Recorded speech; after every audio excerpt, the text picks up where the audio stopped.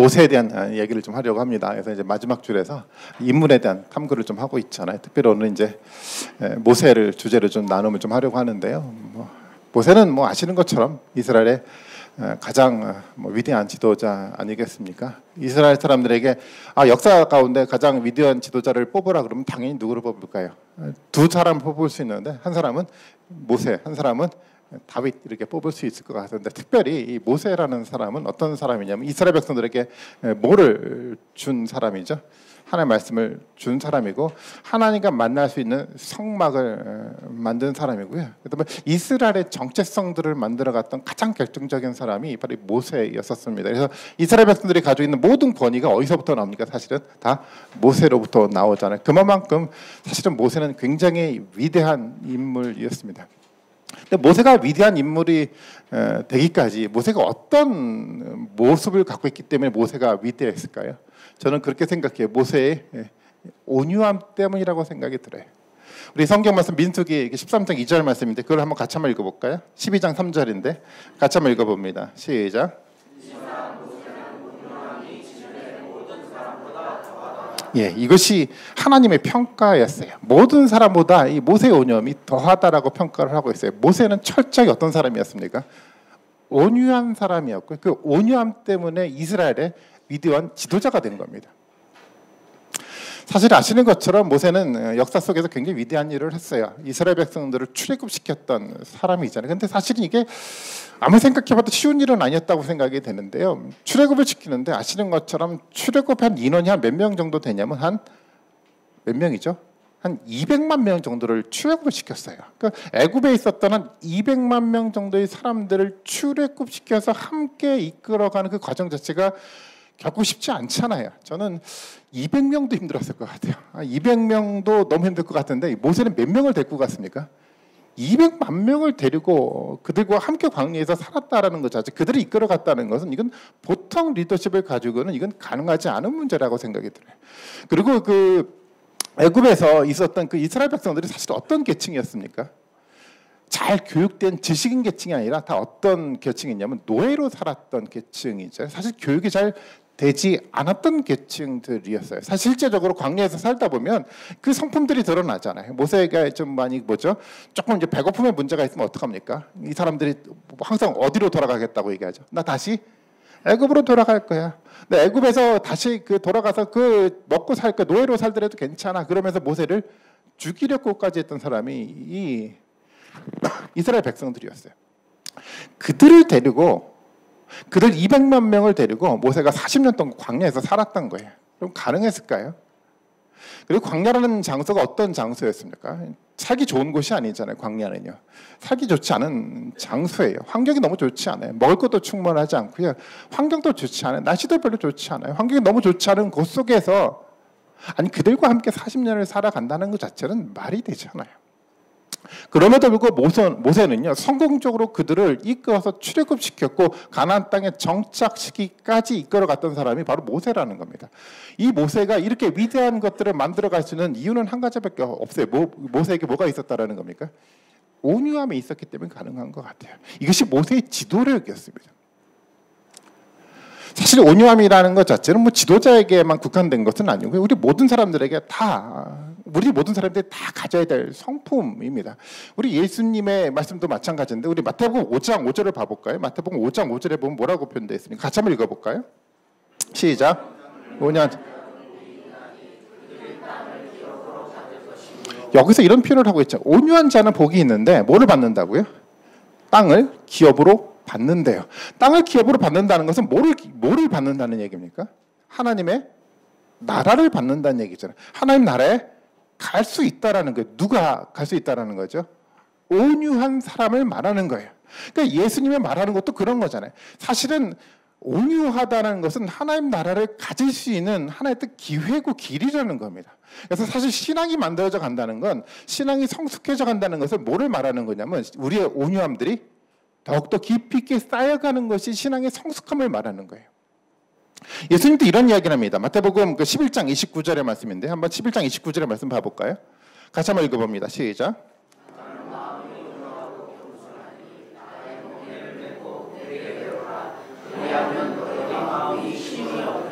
예수님이 자신을 어떤 사람이라고 표현합니까? 나는 온유하고 겸손한 사람이라는 거예요.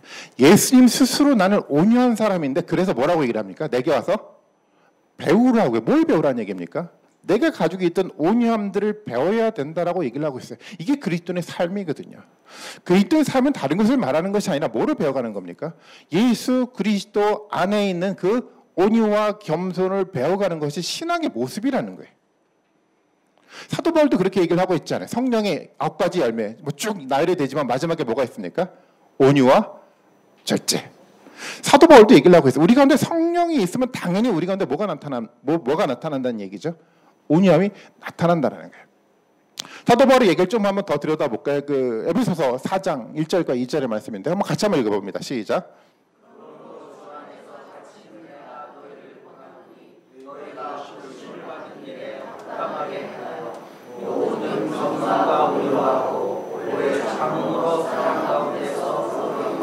사도 바울도 똑같아요. 뭐라고 얘기를 합니까? 너희가 부르심을 받은 일에 합당하게 행하는데 어떤 마음으로 행하라는 거죠? 모든 겸손과 온유로 하라는 겁니다. 이것이 가장 핵심적인 이야기이죠. 어떤 사람들은 복음에 합당하게 우리 인생들을 살아가야 되는데 복음에 합당하게 살아가려면 어떤 마음의 태도를 가지고 행해야 되는 거죠? 겸손과 온유한 태도를 가지고 살아가야 된다고 얘기를 하고 있어요. 사실 그게 누구 얘기였습니까? 예수님의 이야기였잖아요. 예수님의 이야기를 사도 바울이 활용을 하는 거예요. 예수님이 말했던 것처럼 내가 온유하고 겸손한 자인 내게 와서 배우라고 했던 것처럼 사도 바울은 모든 복음에 합당한 일을 어떤 마음의 태도를 가지고 해나가냐면은 겸손과 온유한 태도를 가지고 얘기를 하라고 얘기를 하고 있어요. 디도서 말씀 한 절을 한번 더 보아볼까요? 같이 한번 읽어봅니다. 시작.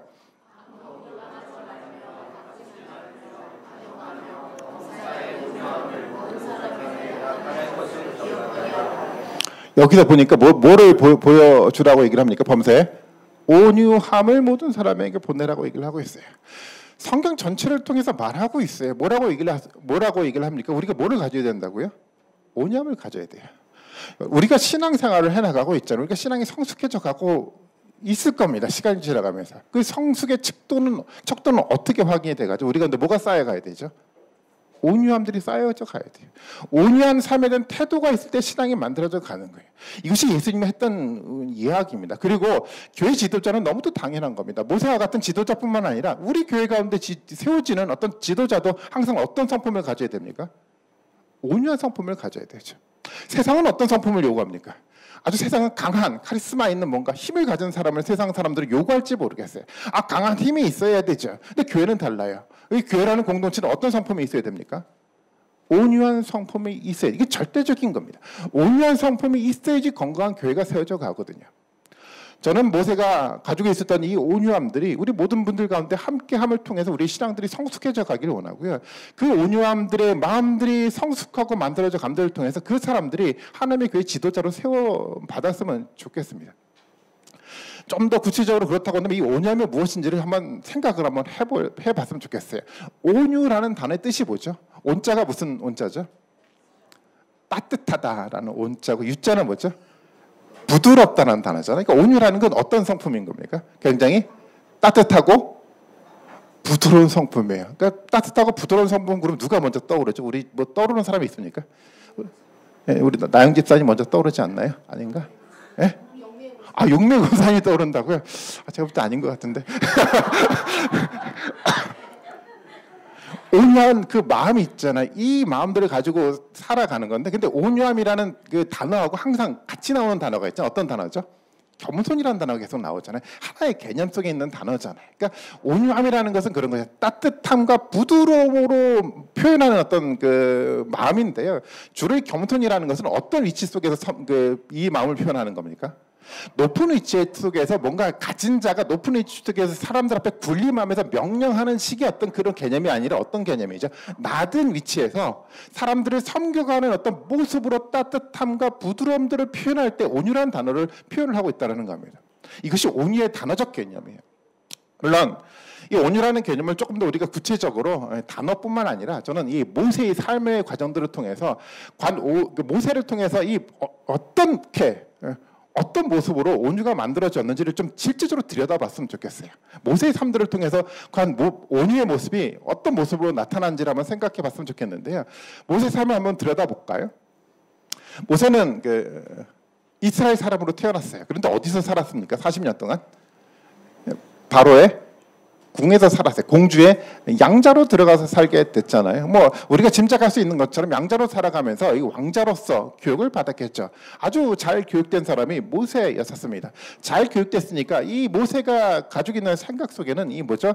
자기가 리더자로서 가져야 될 사회적 책임의 문제, 정의의 문제를 아주 교육을 잘 받아서 아마 잘 습득이 됐을 거라고 생각이 돼요. 실제적으로 모세의 삶들을 통해서 본다고 한다면 참 모세가 굉장히 정의로운 사람이구나라는 생각이 듭니다. 두 가지 사건을 통해서 드러났는데요. 첫 번째 사건은 이런 사건이잖아요. 모세가 하루는 밖에 나갔는데 자기 애굽 사람이 자기 동족을 어떻게 됩니까? 막 치는 장면을 본 거예요. 아니 억울하게 자기 동족이었던 이스라엘 사람이 애굽 사람에게 이렇게 고통을 받고 있는 것을 들여다봤어요. 모세가 어떻게 합니까? 마음속에 정의감이 불쑥 튀어나와서 그 자리에서 어떻게 하죠? 애굽 사람을 죽여버려요. 사실 이것은 정치적으로 굉장히 위험한 행동이잖아요. 사실은 모세는 비록 공주의 양자로 들어갔지만 이 모세는 이스라엘 사람이었어요.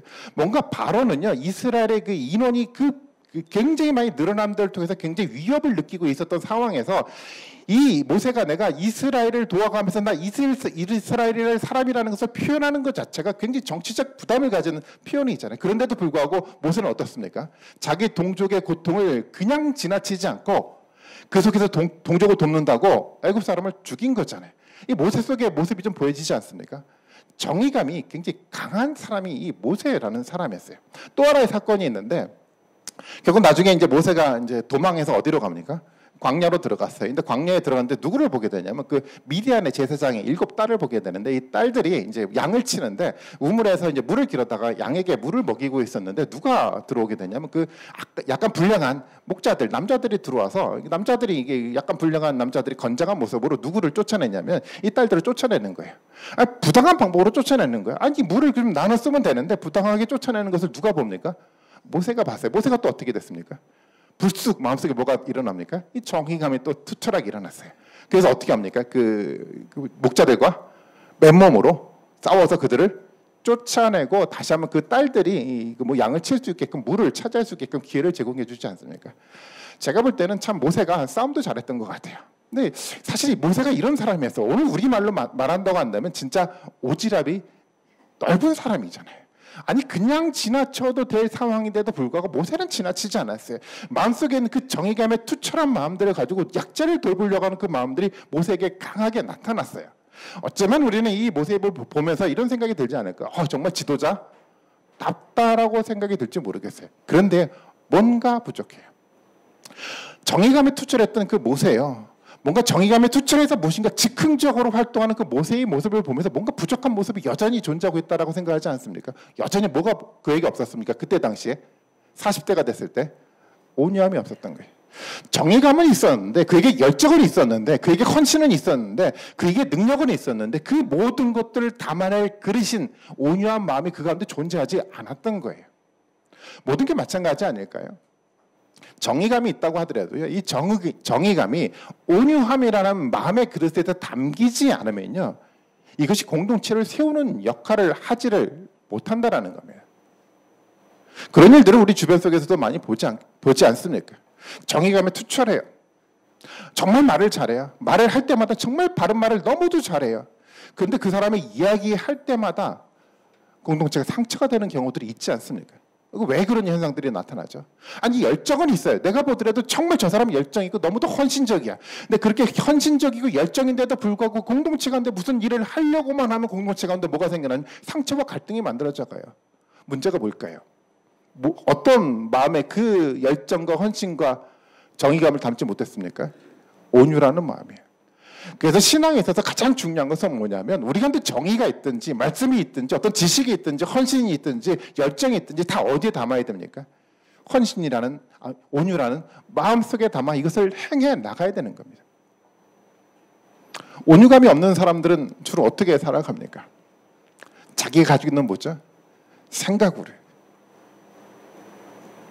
모세가 광야 속에서 어떻게 살았는지에 대한 삶들을 한번 생각해 봤으면 좋겠어요. 40년 동안 광야 속에 살았잖아요. 그가 광야로 도망했을 때 어떤 옷을 입고 도망했을 거예요? 당연히 뭐 왕자로서의 옷을 입고 아마 도망했을 거라고 생각이 들어요. 근데 광야 속에서 살면 어떤 옷을 벗어버려야 됩니까? 아니 나 왕자야. 그게 무슨 의미가 있어요? 이제 모세도 어떻게 뭐 하고 살아가야 되죠? 양을 치면서 살아가야 되잖아요. 아니 왕자였던 신분이 뭐가 중요합니까? 그래서 모세는 무엇을 벗어 던집니까? 왕자의 옷을 벗어 던져버려요. 아 내가 과거에 왕자였어. 내가 그런 명예로운 사람이었어. 내가 정말 지위가 있었어. 내 과거에 정말 많은 재물이 있어서 그게 뭐가 중요해요? 광야 속에서 다 사라져갔어요. 아무것도 존재하지는 않는 맨몸으로 광야 속에 살아갈 수밖에 없게 됐어요. 이것이 광야 속에서 있던 모세의 모습이었어요. 모든 옷을 던져버렸던 맨몸으로 하나님 앞에 설 수밖에 없었던 그 상황들이 모세에게 만들어졌다는 겁니다. 저는 모세에게 이런 과정이 있었던 것처럼 우리 모든 사람들에게 온유함들을 걷기 위해서는 이 과정들이 필요하다고 생각이 들어요. 우리가 가지고 있는 옷을 벗어 던질 줄 알아야 되죠. 우리도 사실 많은 옷을 입고 있지 않습니까? 아 나는 교회 가운데 난 이런 직분을 가지고 있는데요. 아, 나는 이만큼의 내가 그동안 이만큼의 일들을 해왔잖아. 끊임없이 많은 기억, 내가 가지고 있는 어떤 행동들을 통해서 잠깐만 옷을 들여 입고 난 다음에 그것을 가지고 하나님 앞에 평가를 받으려고 생각을 하고 있어요. 다 벗어 던져야 돼요. 저도 개인적으로 그런 경험이 좀 있었습니다. 한국에서 떠나서 이렇게 목회를 할 때 사실은 이렇게 거기서 이제 목회를 하면서 그러니까 직업도 같이 병행하면서 같이 목회를 좀 했었는데요. 그러니까 직업을 가지면서 일을 하다 보니까 사람들이 저를 이제 호칭하잖아요. 이제 부르는데 뭐라고 부르냐면 당연히 뭐라고 부를까요? 목사님 이렇게 안 부르고 뭐라고 하냐면 그냥 제 이름을 불러요. 박진영 씨 이렇게 이름을 부르는데 사실 그 제 이름을 듣는 게 익숙하지 않더라고요.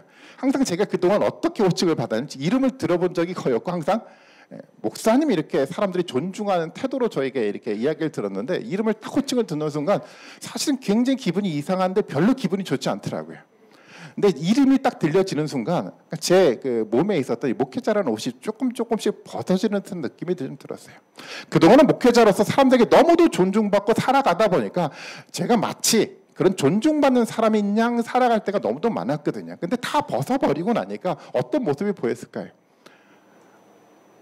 진짜 제 모습이 조금씩 보여져 가더라고요. 예전에는 한국에서 목회를 할 땐 자신감이 넘쳤어요. 뭔들 못하겠는가라는 자신감이 너무 넘쳐서 무조건 하면 다 하나님 이루신다는 자신감에 충만해서 목회를 했는데요. 가서 목회를 하는데 아무것도 안 되더라고요. 돌아다 보니까 이제 한국에 있을 땐 저를 도와주는 사람들이 굉장히 많았잖아요. 저를 많이 돕고 그 도와가는 과정 가운데 하나님이 도우심으로 사역들이 만들어져 갔는데 그 과정들을 통해서 항상 어떤 생각들을 갖기 시작하냐면 내가 능력에 있어서 이것을 잘했구나라는 생각이 제 마음속에 이렇게 차지했던 것 같아요. 근데 그 광야 속에서 혼자 서 보니까 아무것도 되지 않은 그 모습을 보면서 보이기 시작한 거예요. 정말 제가 아무것도 아니구나. 원래 그런 겁니다. 광야라는 삶 속에서.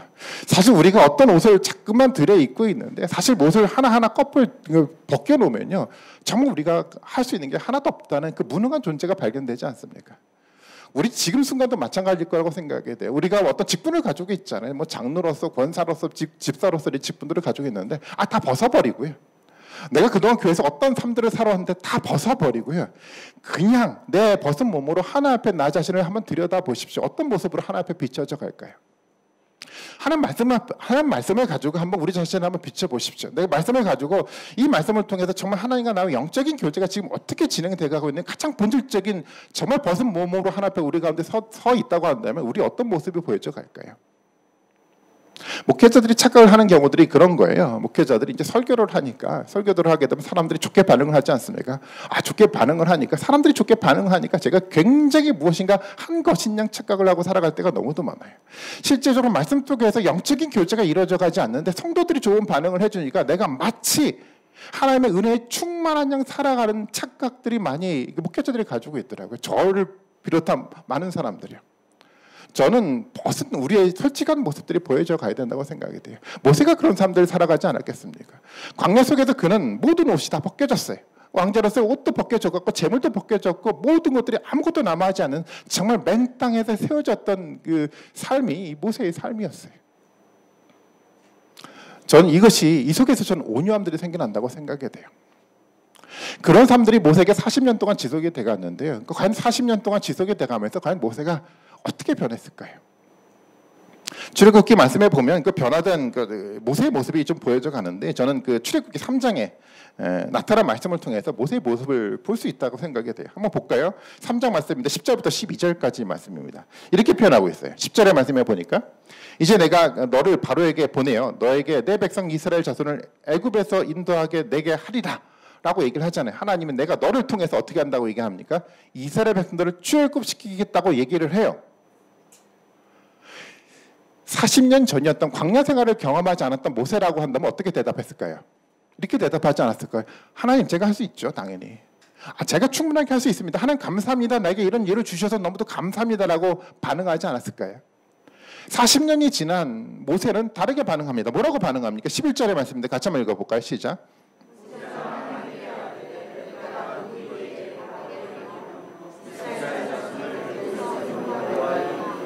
모세가 하나님께 이르되 이렇게 대답합니다. 뭐라고 하죠? 내가 누구이기에 하나님 나에게 이런 일을 주십니까? 라고 고백을 하고 있잖아요. 이 이야기를 통해서 모세의 마음과 모세의 모습이 좀 그려져 가지 않습니까? 모세가 단순하게 나이가 먹어서 이제 머리도 희끗희끗해지고 얼굴에 주름살들이 생겨져 가고 하니까 이제는 나는 늙어서 아무것도 할 수 없습니다. 이런 얘기가 아니잖아요. 지금 모세는 어떤 것들입니까? 그동안 자신의 참된 모습을 이 광야 속에서 다 들여다보고 나니까 이런 고백을 하는 겁니다. 난 아무것도 할 수 없는 아무것도 아닌 존재 가운데 내가 누구이기 하는 나에게 이런 일을 시킵니까? 라는 마음에 대한 그 표현들이 이 본문을 통해서 그 표현되고 있지 않습니까? 이것이 모세의 모습이었어요. 저는 이것이 단순하게 모세가 정말 무능해졌구나, 과거에 가지고 있는 열정이 사라져갔구나, 이것을 표현하려고 하는 것이 아니라 이제 본격적으로 모세가 온유한 마음을 갖게 되었다는 것을 표현한다고 생각해요. 이제 그런 마음들이 자세가 모세로부터 만들어져 가지 않았습니까? 이제 어떤 준비가 돼갔을까요?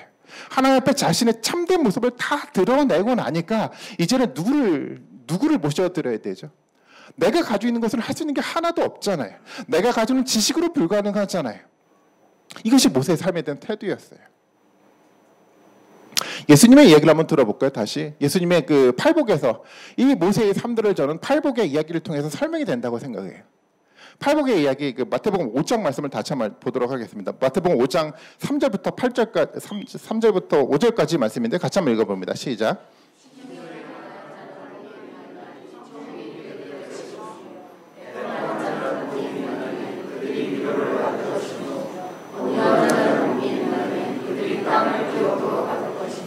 여기서 팔복에 굉장히 중요한 세 가지 단어가 있잖아요. 어떤 사람입니까? 심령이 가난하다는 얘기는 어떤 얘기죠?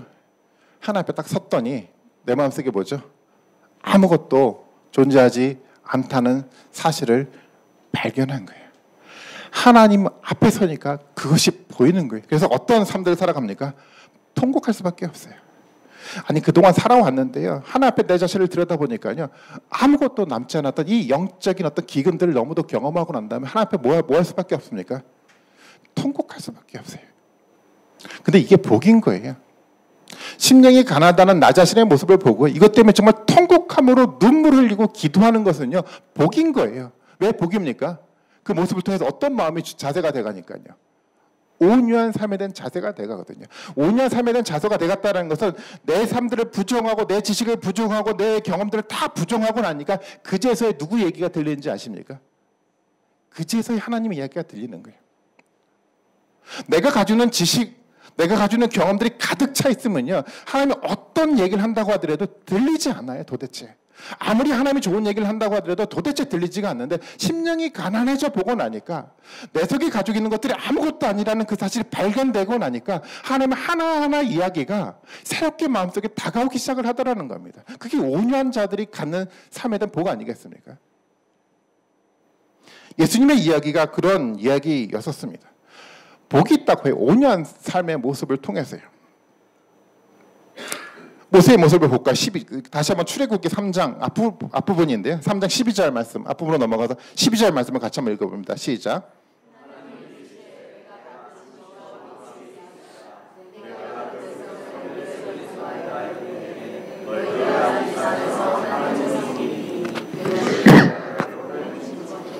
12절에 굉장히 중요한 얘기를 하고 있죠. 하나님이 이르시되 뭐라고 얘기합니까?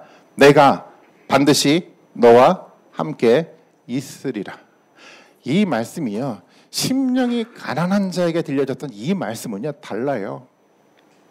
심령이 가난해져가 안 하니까 정말 내가 누구이기에 하나님 나를 사용하십니까? 라고 고백하는 사람에게는요, 내가 반드시 영원토록 너와 함께하고 있다라는 이 하나님의 고백이 희망처럼 다가오기 시작해요.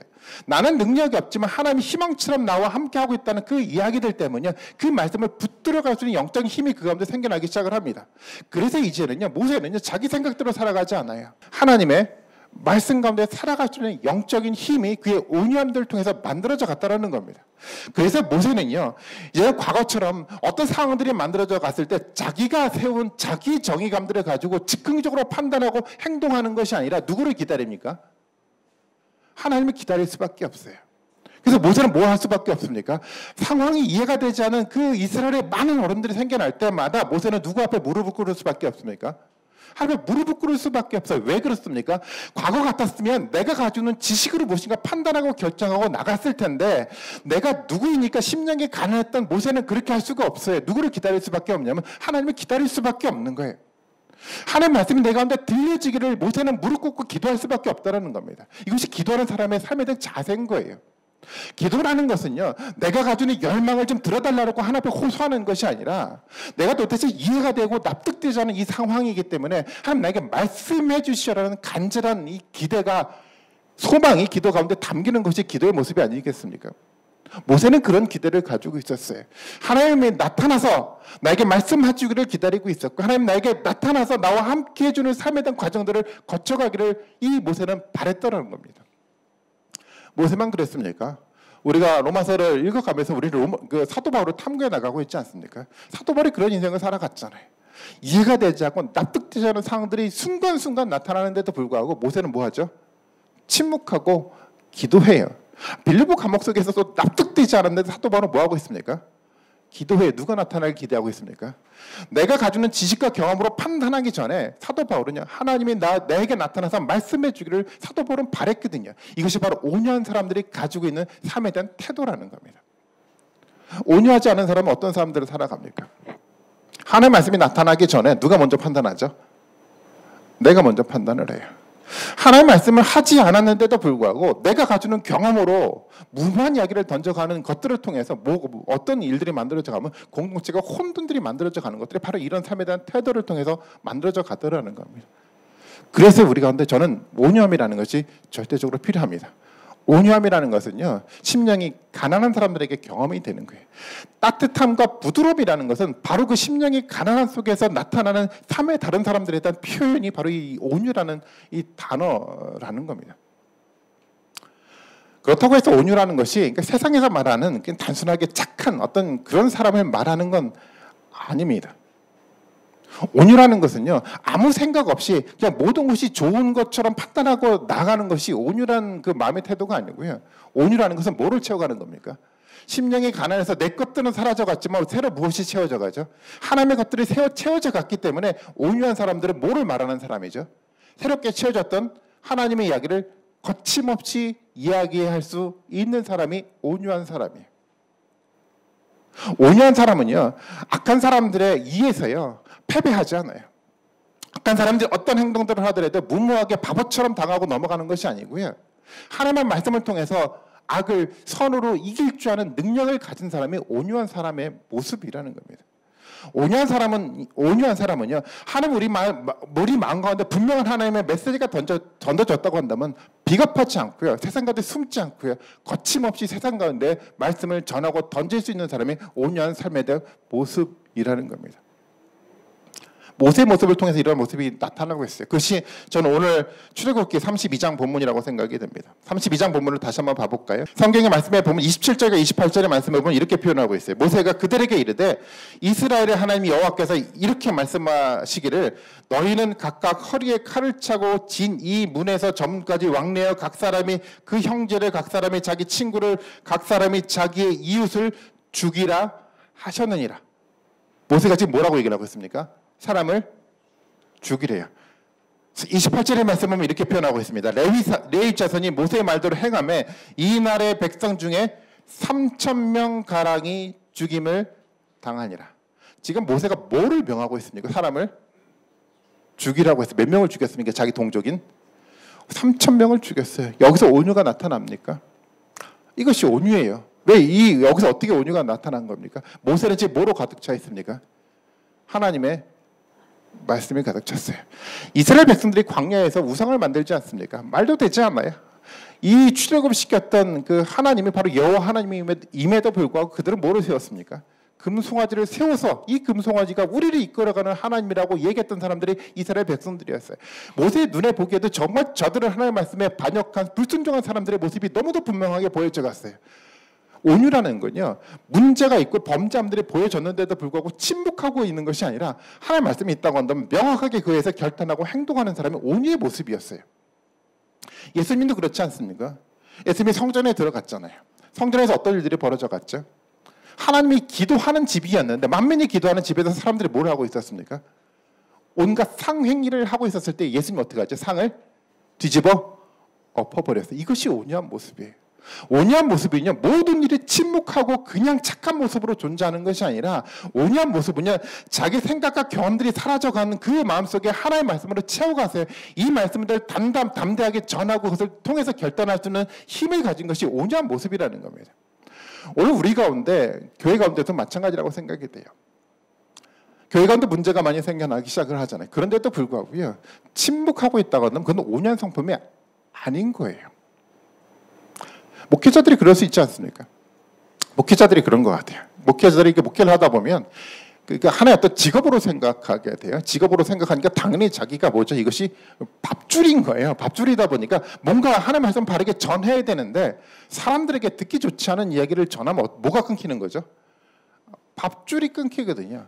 그래서 뭐 할 수밖에 없습니까? 그냥 침묵하고 싶어요. 그냥 좋은 말 전하고 그냥 밥줄을 이어가고 싶은 마음들이 자꾸만 목회자들 마음속에 생겨나기 시작하니까 이제 목회자 입속에서 이제 하나님의 이 이야기가 바르게 전해지지 않는 일들이 우리 가운데 만들어져 가지 않습니까? 교회의 모습이 좀 그렇다고 생각이 돼요. 우리 가운데 하나님의 말씀이 비춰졌고 정말 이 말씀에 기초해서 우리가 뭔가 바르게 살아가지 않고 있다고 한다면 우리는 담대하게 말할 줄 알아야 돼요. 우리가 아프다고 하더라도, 우리가 고통스럽다고 하더라도 그것이 온유한 성품의 모습이라는 겁니다. 전 이 온유의 모습이 우리 가운데 있기를 원합니다. 모든 것이 그냥 좋고 좋은 것으로 넘어가는 것이 아니고요, 잘못이 있음에도 불구하고 그냥 침묵하고 넘어가는 것이 아니라 하나님의 말씀에 비추었어요. 내 지식과 내 경험이 아니고요, 하나님의 말씀을 통해서 비추어줬던 이 통찰력을 통해서 우리 가운데 끊임없이 무엇인가 도전하고 말하고 결단하고 몸부림하는 그 모습들이 우리 가운데 있어야 되지만요, 그래야지 하나님의 교회가 세워져 가는 거예요. 그래서 지도자는 누가 돼가야 됩니까? 온유한 사람이 돼가야 돼요.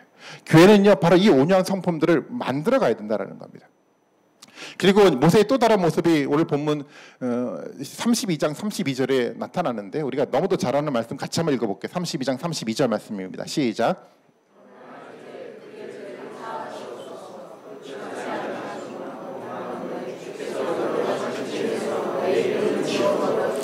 지금 모세가 뭘 하고 있습니까? 누구를 위해서 기도하고 있습니까? 범죄한 동족 이스라엘 백성들을 위해서 기도하고 있어요. 내 이름이 하나님의 책에서 지워지는 한이 있다고 하더라도 누구를 구원해달라는 얘기죠. 자기 동족을 구원해달라는 마음이에요. 이 모세의 마음이 이해가 됩니까? 아니 40년 동안 광야에 살면서 정말 자기를 죽이려고 했고 말도 듣지 않고 불평했던 그 사람들 보면 볼수록 뭐가 자 같으면 이가 갈릴 것 같아요. 너무도 얄미울 것 같아요. 그런데 모세는 그렇지 않아요. 모세는 지금 뭘 하고 있습니까? 그들을 마음으로 품고 기다리며 그들을 위해서 중보기도 할 수 있는 영적인 힘이 그 가운데 있었어요. 어떻게 이런 마음들이 모세 가운데 들 수 있었을까요? 광야의 생활 때문에 그랬어요. 광야 생활 속에서 자기 삶의 모습을 그대로 다 봤거든요.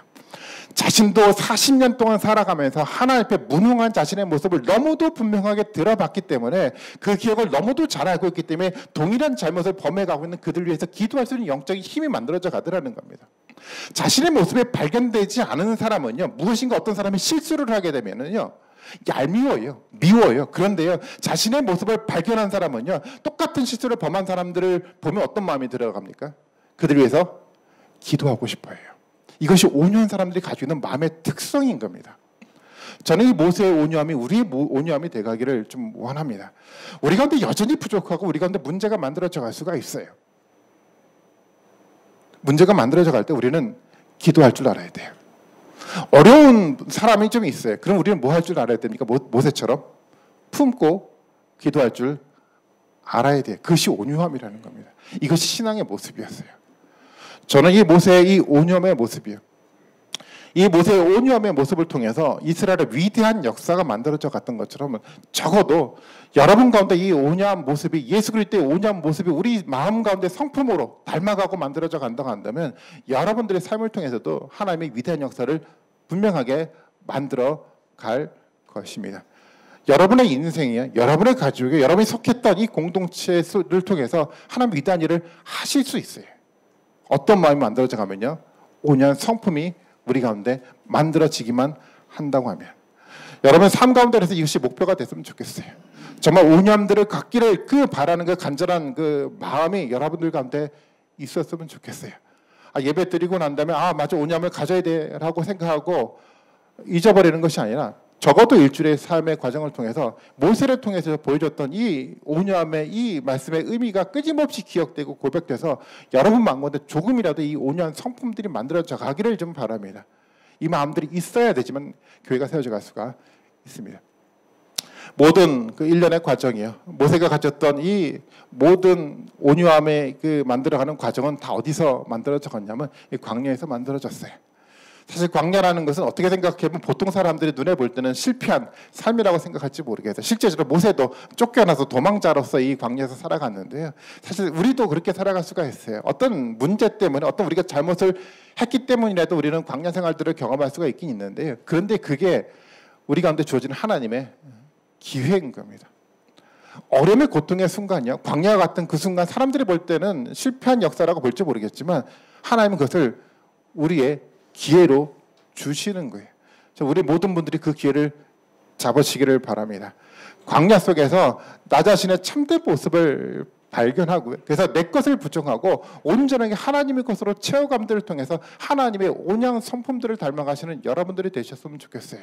그 온유함들이 우리 가운데 만들어져 갔을 때 나뿐만 아니라 우리 가정뿐만 아니라 우리 공동체 가운데 하나님 주시는 놀라운 축복이 반드시 있을 것입니다.